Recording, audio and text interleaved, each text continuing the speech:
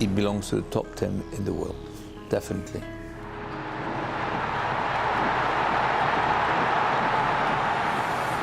He has been easily the best player in the last 10 years. He was a massive part of Liverpool winning the Champions League because he was leading by example. The embodiment of the Kop's passion. Gerrard! Oh, goodness me! What a strike! He was just born to play football.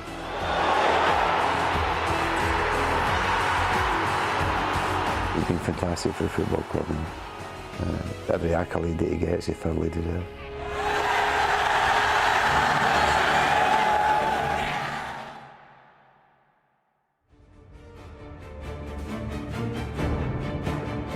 At half-time in the 2005 Champions League final, Liverpool trailed AC Milan 3-0. Inspiration was desperately needed. Their captain delivered. I remember the image when he scored, saying the fans and everyone, come on.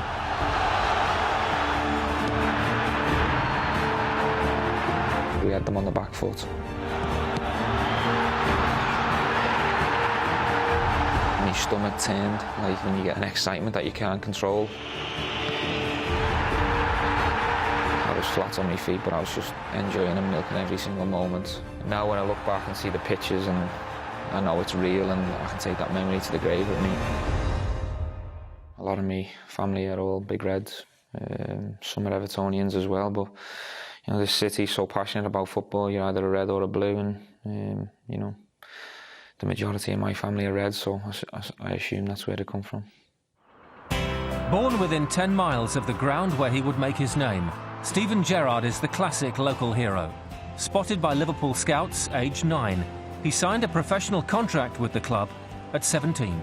I had letters off the majority of the top flight teams at the time. A couple of letters from abroad as well at 13, 14 years of age. So, although I didn't have a decision to make because I knew what I was going to do, it was still nice to get a flavour of what other clubs were like, how they run, what the people were like, what the coaches were like. And to be fair to all the other clubs, they were good. But nothing was going to pull me away from here. He would mature from a shy teenager into the captain of his club and his country. You couldn't project what kind of athlete he was going to be and, you know, what kind of physical specimen. So that we had to wait for that. But I did tell people at the club that potentially here was a Liverpool and England player. And I've only ever said that for young players, for a couple of players. We had 11-a-side practice match, and there was a couple of players short, so a couple of young guys come over from the academy. One, namely Stevie Gerrard, and I remember passing the ball to him, and just, as it normally happens, they give it back to you, and then you then make the next pass. He just received this ball, and he just hit this diagonal pass about 40 yards, straight to someone's feet, and there's a different noise to it. It was like a ping, and I just thought, who's this kid? Who is this? And about 2 minutes later, he's gone in for a 50-50 with Paul Ince, cleaned him out, and I thought, this guy's got it all. Steve Iway asked me to watch a game. He thought that I had an answer for my problems on the right. I wanted a right winger. But in the middle of the park, there was a player who was very lean, but very aggressive, and running from box to box, shouting at, you know, players, being like, you know, sort of a natural leader, and quick, good on the ball. First touch was brilliant. That young man was Steven Gerrard. I said, well, I don't know who he is, but if he belongs to Liverpool, tomorrow he'll be in the training with a pro. Gerrard made his first team debut on November the 29th, 1998, with a substitute appearance against Blackburn Rovers. All I can remember from the night, really, is getting told to get changed. And the feeling that I got that ran through my body that night, I've only experienced that 2 or 3 times in my whole career. So my debut was one of the most special nights I've ever had. His first start came at White Hart Lane, where he was given the job of marking Tottenham's French star, David Ginola.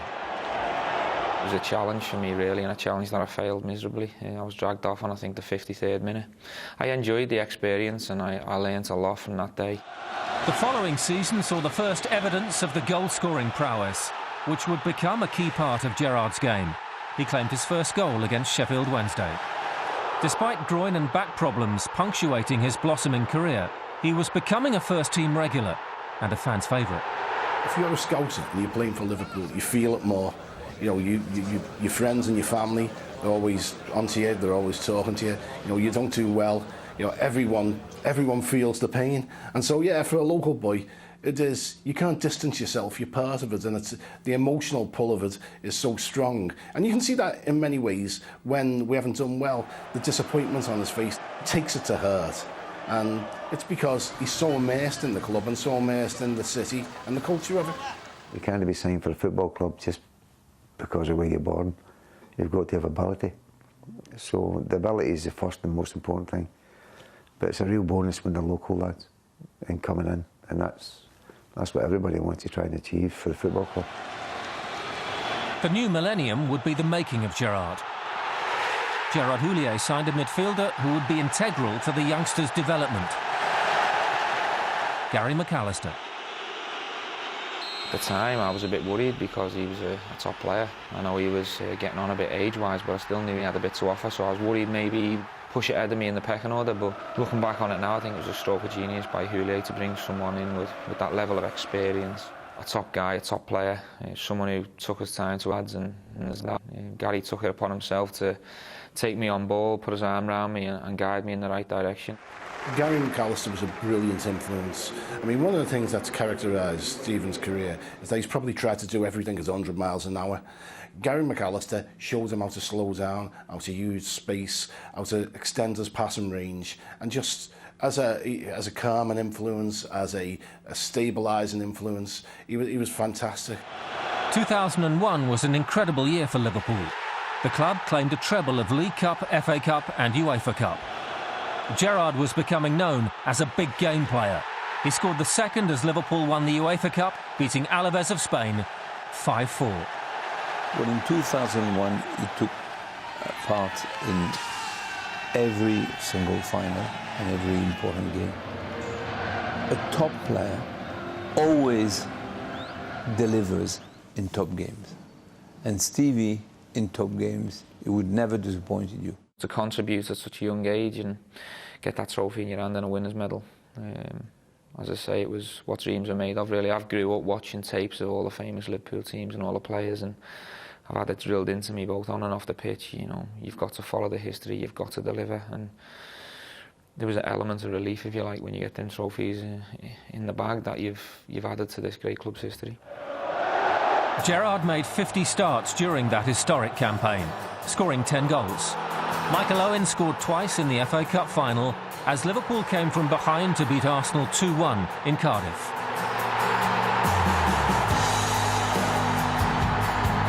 The Charity Shield and European Super Cup were lifted in the autumn. The Reds were resurgent. It was a dream season for myself, personal achievement. A year on, Gerrard's stock had risen further. International caps at youth level had been followed by a first full and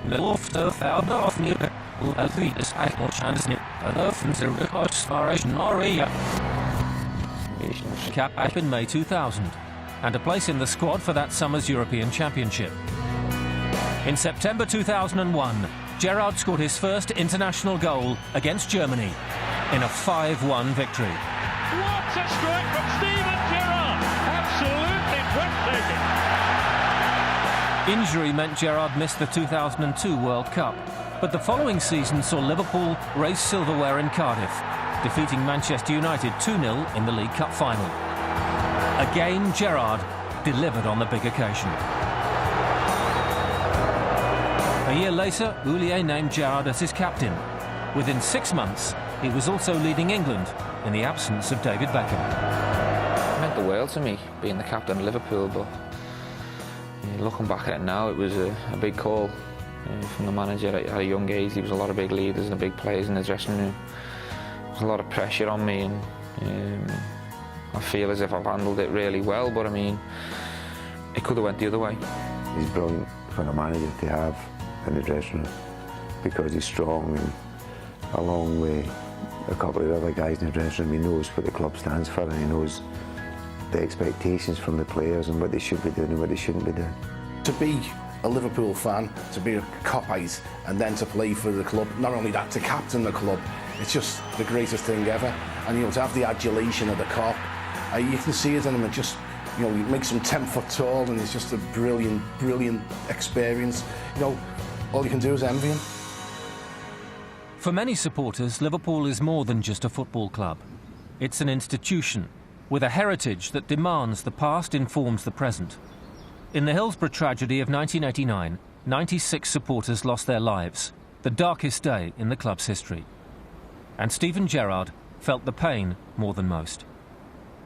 One of the things about Hillsborough is it bounds us all even more tightly to the club, and the emotional resonance is so strong. And for Steven to have lost a cousin there, you can see what it means to him, you can see how important it is to him, and that makes him even more iconic figure for the fans and for the club.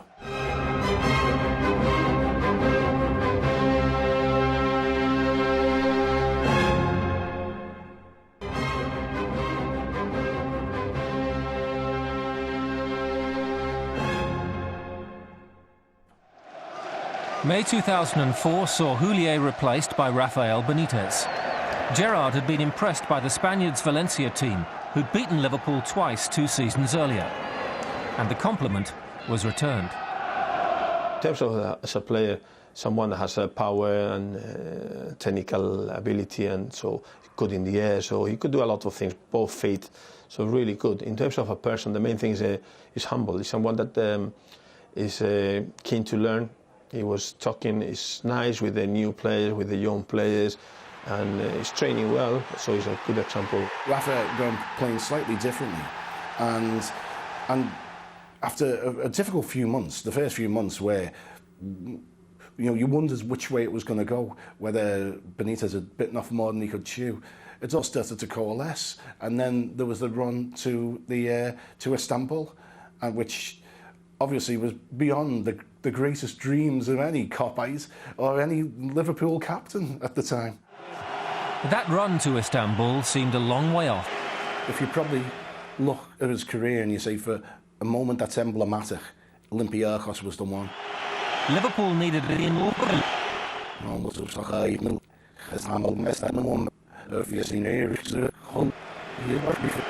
a victory by 2 goals in order to qualify for the knockout stage.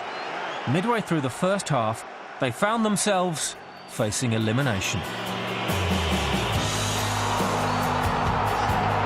They're down and out, written off.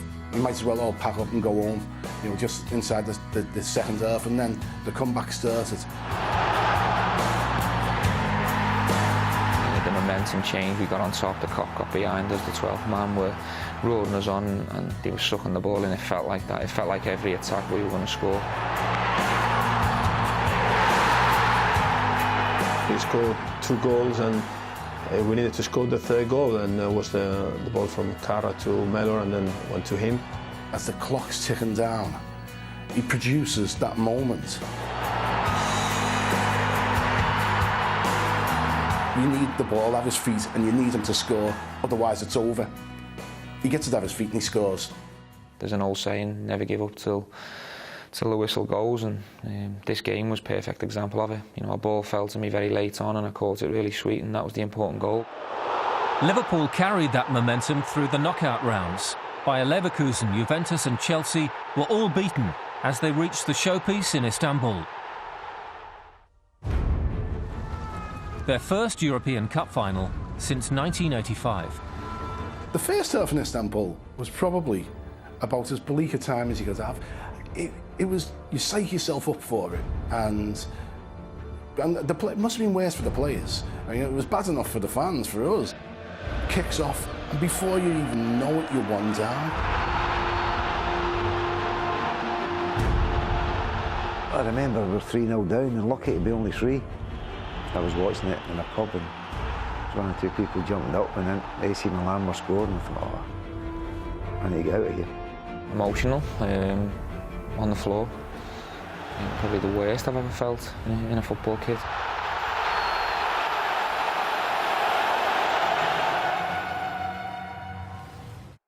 We changed the shape of the team, we changed the tactics.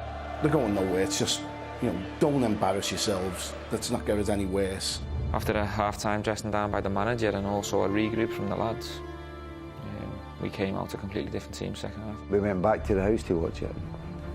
Then Stephen got the first one. And when I seen the net going, then the game changed, the atmosphere changed, the feeling and the belief in the team, the confidence changed. There's probably no other player on the pitch there who would have scored a header like that. I remember the image when he scored, saying the fans and everyone, come on. When I got the first one, I thought it might have been a bit of respect and we might have left the mountain a little bit too high to climb.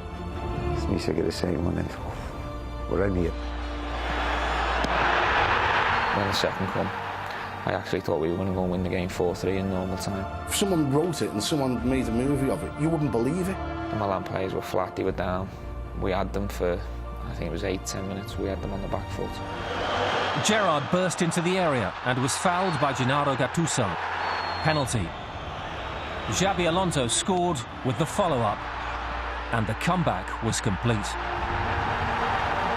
They play with Serginho at the end, so I have to move Gerrard on the right side. And I remember 2 or 3 tackles close to our byline, so that means that he was playing as a midfielder, he was playing as a second striker, and he was playing as a right winger, and at the end he was playing as a full-back. And in every single position he was doing well. That, again, was one of the things about Stephen, when he dropped to full-back and he was working as an auxiliary defender. He was willing to sacrifice his own game to get them over the line. No more goals meant the final would be decided on penalties. And your stomach turned, like when you get like an excitement that you can't control. I've had it 3 other times with the birth of my 3 children, and this feeling was very similar. That's how I felt when I knew Shevchenko would miss that penalty. The European Cup would remain on Merseyside forever. This was Liverpool's 5th win in the competition. History had been made. I was flat on my feet, but I was just enjoying and milking every single moment I could. But now when I look back and see the pictures, and I know it's real, and I can take that memory to the grave with me. I told him that probably is the best day in your life. I mean, the best memory in your life. He said, no, boss. He said, the best day is when you appointed me captain. So that means how important it had an impact on in his mind and his development. Following Gerrard's Istanbul heroics, Jose Mourinho tried to sign him for Chelsea. And Gerrard had a big decision to make. I was getting bad vibes and bad feelings. It was uncomfortable. Yeah, we just won the Champions League. I just lifted it, just contributed in the final. I'd helped us get there. I'd had probably one of the best seasons form-wise I'd had, and other people were getting rewarded with contracts, and I had less than 2 years to go. So it was maybe a bit of a mixture of insecurity from my behalf, but also I didn't feel any love coming from people above me at the club, and that was strange considering what we just achieved. A new contract was eventually agreed. Supporters could rest easy in the knowledge their captain would remain at Liverpool. His loyalty had been tested, but the desire to lead his hometown club proved too strong. Yeah, no problem. The fact that he decided to stay there, because it's his hometown club, he deserves a great deal of credit for that, because unlike me, I've played in some truly great Liverpool teams with great players. I don't think Stephen's had that luck. What I was asking myself, and what I was saying to myself at the time when it come down to the crunch decision is, what means the most to you? What's in your heart? And if I win 2, 3, 4 trophies from 2005 up till I retire with Liverpool, and I win 8 with Chelsea, the 4 at Liverpool mean an awful lot more to me. The pull of Liverpool, of his family, of Anfield, was too strong for him. And yeah, he wanted to go to Chelsea. He thought he wanted to go to Chelsea right until the moment come when he had to sign on the dotted line, and then he realised he wanted to stay at home. The following year brought more heroics from Liverpool's captain. If the 1953 FA Cup final is known as the Matthews final, the 2006 version belongs to Steven Gerrard. Liverpool trailed West Ham by 2 goals after half an hour. If I had to pick a performance where everything clicked, every part of my game was on, it'd be Cardiff.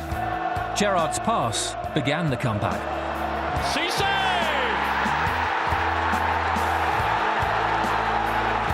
He's brilliant on the big stage. Always, if there's any player in the world that you turn to at the crucial moment, it's him. Here comes Gerrard! And they are back on level terms. But as the game went into injury time, Liverpool trailed once again. Plagued by cramp, Gerrard still had an unforgettable part to play. When that ball drops to him right at the end, if it drops to any other player in the world, West Ham win the cup. It dropped to Steven, boom, Liverpool are going to win the cup. Gerrard!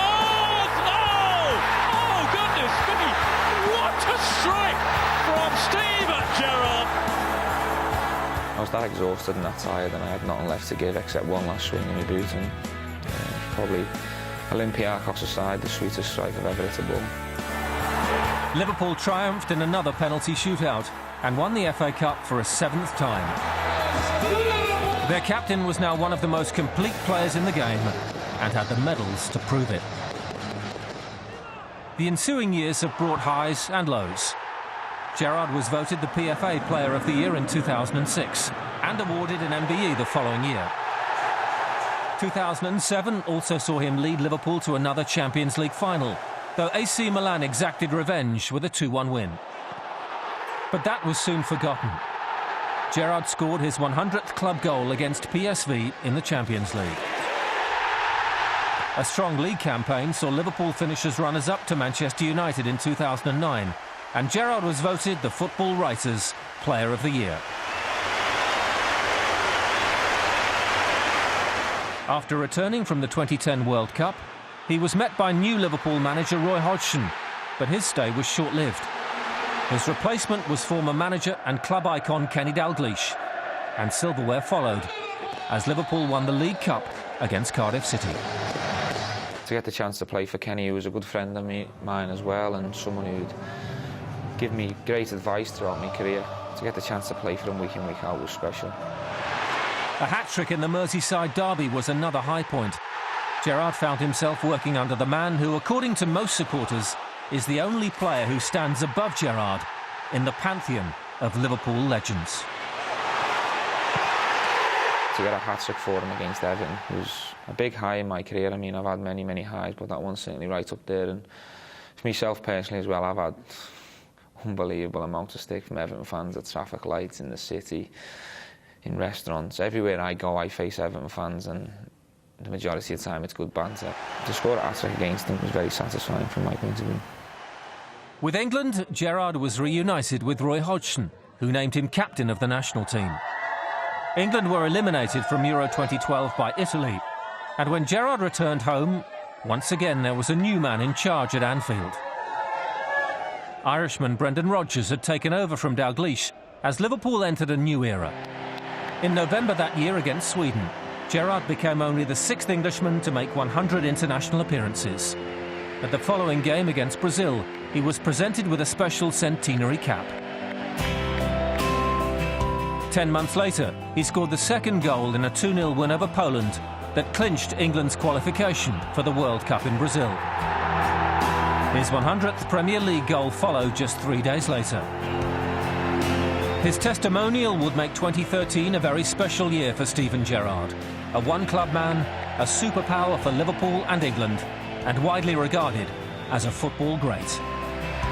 I think he's achieved everything that everybody expected of him because he's, as I say, an incredible footballer and also, in this day and age, a really humble, good human being. And in football, where so many people want the trappings more than sometimes the football, I think he's kept his head down and done everything right.